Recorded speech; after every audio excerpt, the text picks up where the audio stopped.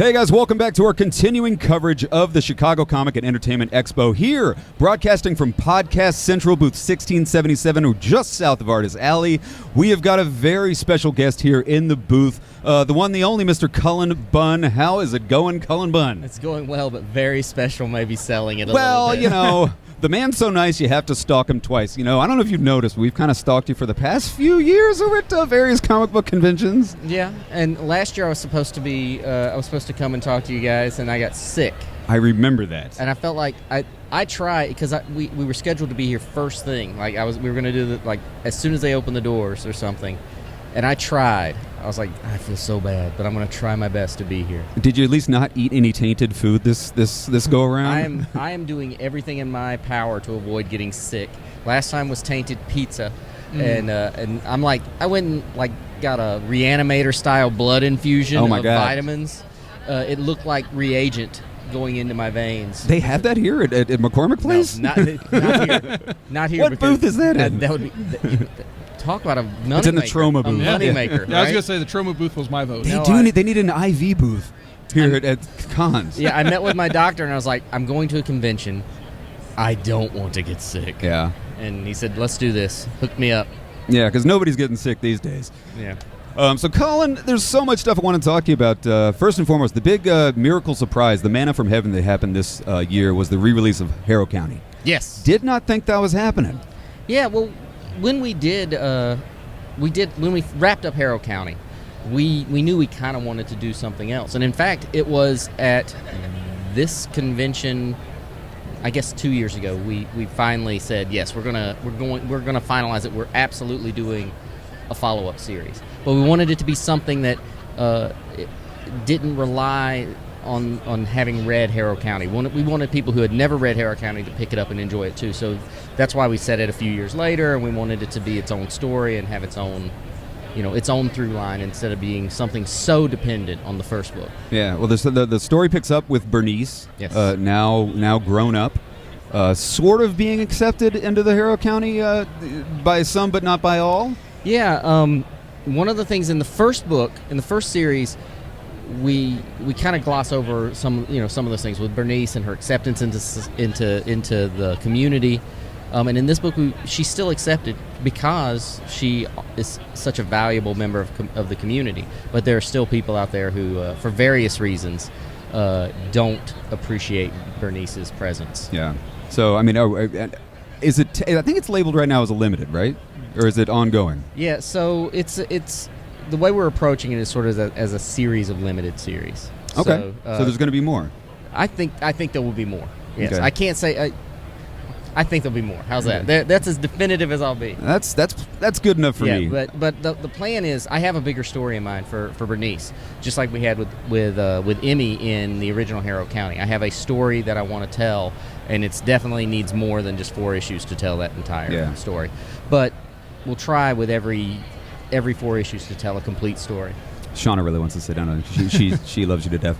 Obviously, the first noticeable change in the re-release is Tyler Crook, sort of taking a little bit more of a step back. Yeah. Hey, Shauna. Sorry, I didn't mean to interrupt. Hey there. Hi, Shauna. Hi, Cullen. Yeah, Tyler's just busy. He's got a lot going on. He was working on Manor Black, another book with Dark Horse, and he's got some irons in his own fires. So we needed to find an artist that could kind of fill his shoes, which is no small task. I mean, he's an amazing artist. So Naomi Frank came onto the book, and she's awesome. She does watercolors, similar to what Tyler did, and I think she gives it. In addition, it's not that she's trying to ape Tyler's style. It's in her style, but it fits, and it totally fits. I couldn't agree cohesive. more. It's beautiful. Yeah, and she's just awesome. Yeah, well, welcome to the conversation, John. Thank you. To catch you up to speed, there will be more Harrow Counties. Okay, yes. If I have anything to say about it. I love what you're doing with Bernice. That's so cool. I love seeing older Bernice. You might have already talked about this. We did a little bit, but that's okay. You're getting caught up. You know what's interesting? I'm sorry. I got distracted.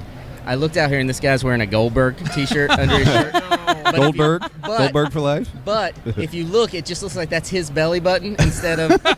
Oh my So gosh, you're right. So I kind of see got that. distracted. I was like, "What's see that. going on here?" Is he got Yep. Nope, I see that. That's great. Well, I mean, you had a big past couple years outside of your independent stuff, outside of the Dark Horse stuff. I mean, you were killing it over at Marvel. Obviously, the X-Men Blue you did for quite a while. The Venomized stuff, I mean, was pretty spectacular. Something I want to talk about is your run of Darth Maul.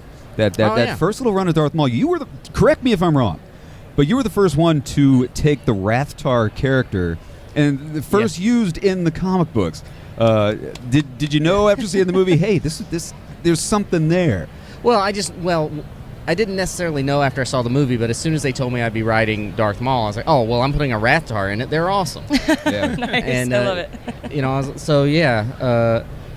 it. That was an interesting creature to put in there because Lucasfilm was so awesome to work with. They were great. Going into it, I was a little bit nervous. I was like, uh-oh, this is going to be in a big company. They're going to be a pain to work with.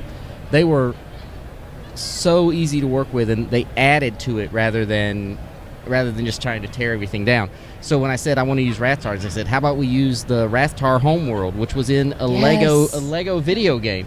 So they were they made great suggestions on things like that added to the story. Yeah, if you guys haven't read it, I mean, it starts out with Darth Maul hunting Rathars for sport because that's just his only way he can get any training. It's the only thing in the universe that's as badass as he is. Right.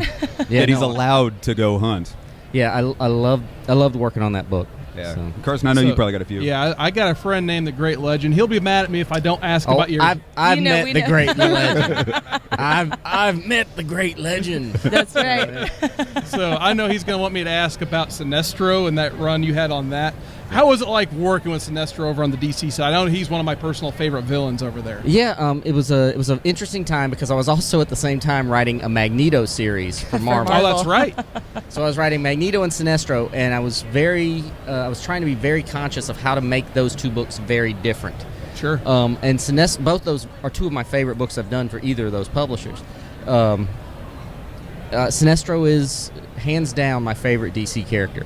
Nice. And when I set out on that book, I said, here's what's going to be fun about it for me, is Sinestro's a villain. I don't question that. I'm not one of those, oh, no, he's an anti-hero. No, he's a bad guy. Right. He's a right. He absolutely But I is. wanted Sinestro to try to take over where the Green Lanterns had failed, and I wanted the Sinestro Corps to get it right and actually bring Nice. peace to the universe, peace through fear. Nice. And I was never saying this is how it should be, but I was like, what if Sinestro actually pulled it off? What if he managed to and I had a big plan. I mean, there's some stuff that got left on the cutting room floor, so to speak, when the series ended, because the Green Lanterns were off the playing field, and they were going to come back and find out. When they came back, they were going to find out, oh, Sinestro's actually brought peace. And then they were going to try to overthrow him, and it was going to also be like the Sinestro Corps war in reverse. It was going to be the Green Lanterns trying to overthrow the incumbent government of the Sure. Sinestro Corps. Yeah. It was. I love Sinestro. Hopefully in the future I'll be writing some more Sinestro. Well, speaking of, you were just talking about writing for DC and Marvel at the same time. Yeah. What are your thoughts on what is out there now potentially happening? Yeah, with the DC? Didio Like, thing. I mean, because the rumor mills are kind of going around a little bit crazy All over the place, if the absolutely. new reboot of the DC Comics doesn't work the way they expect it to work, there's rumors that Disney might swoop in and maybe purchase the DC Comics, and they might actually, DC might be killing the comic book run after so many years. I don't know. Who knows? Look, those rumors have That's been going true. around forever. That's a good point. And look, to me, it's not about a rumor. I just remember, just even a couple of weeks ago, it's more like just spitballing ideas, and it's like comic book store banter. Who would beat who in a fight, Galactus or Right. Phoenix? It's that kind of discussion. And I was like, do you know how awesome it would be if the DC characters and the Marvel We're characters under- existed in the same universe? And I have a plan. I'm like, this is what I would do with it. And of how to get there and do a new Marvel versus DC and a new amalgam universe, and then break the amalgam universe into a single universe. And then there's none of this. Who are you, Superman? I've never met you. No, it just accepted it. happens. It's Yep, that universe. exactly. But that's all just me saying that would be cool. Yeah. Wouldn't that be awesome? But who knows? Kind of man? like the doomsday clock. Those things rumors have been going around forever. Yeah, I think. I guess you're right. I was hearing those rumors before I was. long before I was working. And it's always either DC's going to gobble up Marvel, Marvel's going to gobble up DC. Who knows? I think we're lucky that we have as many comic book companies as we have. Yeah. That's true. And I wish I could forecast what is going to happen in the future, because then I could be you could start writing. I could start thinking of amazing ways for Spider-Man to play with Robin. So that then when they come to me and say, we need a new issue of Superclaw, I'm like, I got it right here. Yeah, done. Superclaw, done. Now, with all these incoming changes, if they called you tomorrow, is there a specific character you wouldn't mind working on that you haven't had a chance to in the past? A character I haven't written before?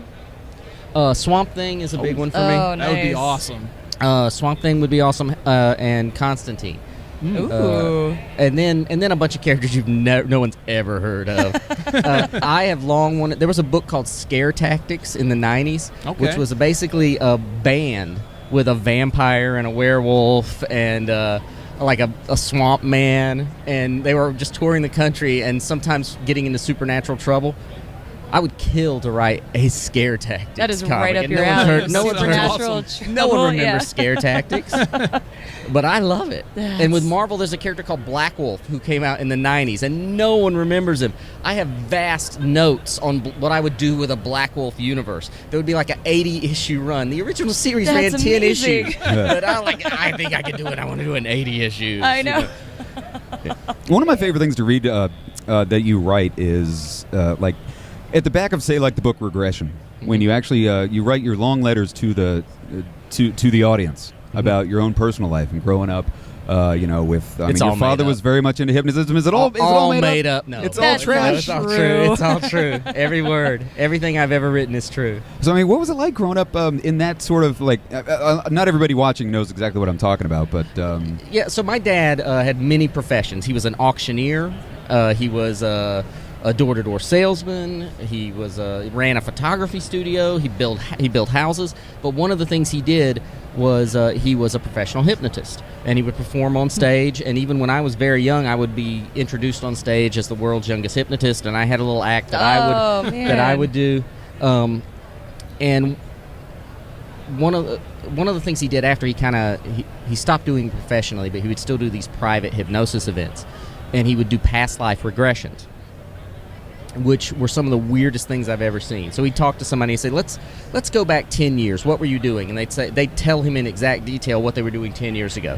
He'd say, all right, 15 years ago. And they'd tell him 15. 20 years ago. And they could say what they were doing 20 years ago. What were you doing 25? And then he'd say, let's go back. So maybe this person's 5. Let's go back another 50 years. So 50 years before you were born. 50 years, another 50 years. And people would start telling these bizarre, they could just, I remember a few of them. Like there was a girl who did it, and she said she was in the 1600s, and she was going down to the river, and she was gathering water, and she was baking bread, and she described in exact detail how to bake bread. I saw people speak in languages that they had no idea how to speak. They didn't speak, but they'd start talking in other languages. That's incredible. And the regression in particular was inspired by one moment.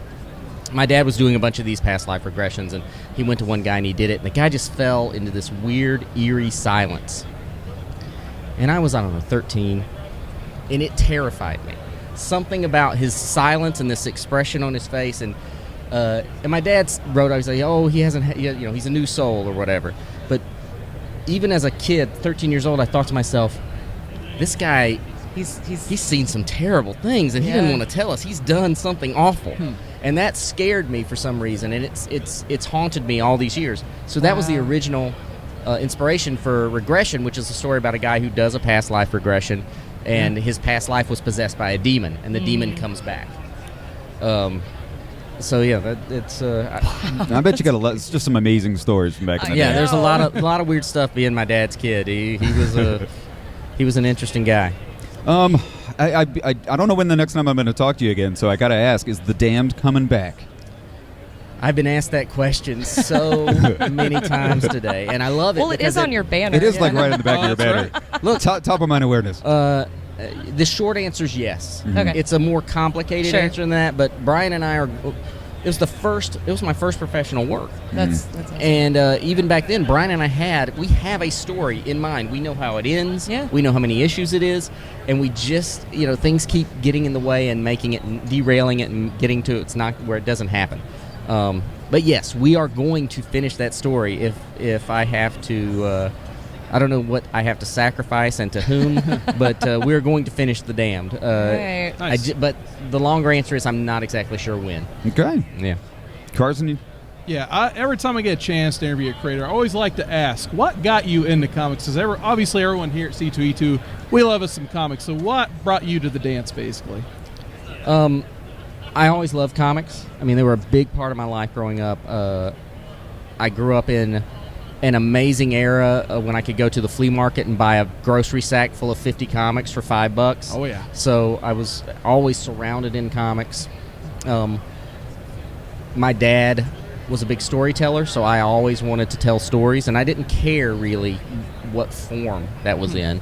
But because I loved comics, that's something I wanted to do. Like I was in 5th grade, I did a run of 16 issues of a comic that I wrote and drew. What? Oh, that's awesome. Do you still have that? No. Oh. No one Did it has get them. damaged in the rain with all the other comics? No, that I haven't had them in a long time. But I used to print them and fold them up and take them and gave them out to my friends. It was called X-Laser Nights. Nice. Oh, Nice. man. Laser with a Z, because that's cooler and you all know Yep. Absolutely. You don't spell laser with a Z? it. Yeah, right?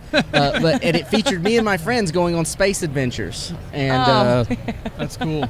and we, so I was doing that in 5th grade, and then a few years later, I was self-publishing a comic. I started a self-publishing initiative called Hero Comics, and I wrote a comic called Fat Man, and a comic called Captain Cosmo, and then my friend had a comic that he did called Wise Wizard's Words, which was like an advice comic. Which, by the way, never put an advice a little box. He put a box on the counter at the comic shop and said, Says- "Ask me questions, and I will offer you advice in Wise Wizard's Words." We got the worst. Oh, no, questions. no doubt. It was so brutal. But so I did that, and I just always wanted to tell stories. I always wanted to do comics.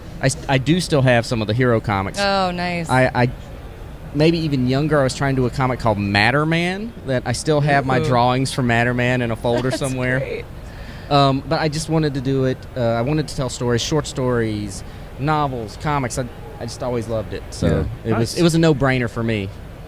Well, Cullen, I know you got to get back to your booth. Really want to appreciate you coming by and talking to us. Well, I'm glad you guys. I'm glad you guys took a chance on me actually showing up this time. That's good. I'm glad you didn't eat any Last year tainted you had pizza. the con flu, I No, think. it was No? food poisoning. Oh, I think man. I'm pretty sure. I told him today. I think my publisher poisoned my food. I think he put Visine or something in my beer. Yikes. Does that work? Visine in the beer? I've always heard that if you It put does work. This guy will As know in a from few working minutes. in the industry, it works. It works. Whoa. He'll know in a little bit. Man, I'm learning a lot in this interview. Yeah. I've always heard. That's an old bartender's trick. It's yeah. true? Oh, yeah. It's Well, totally somebody. true. I was wearing. It's 100% What the hell true. bars did you work at?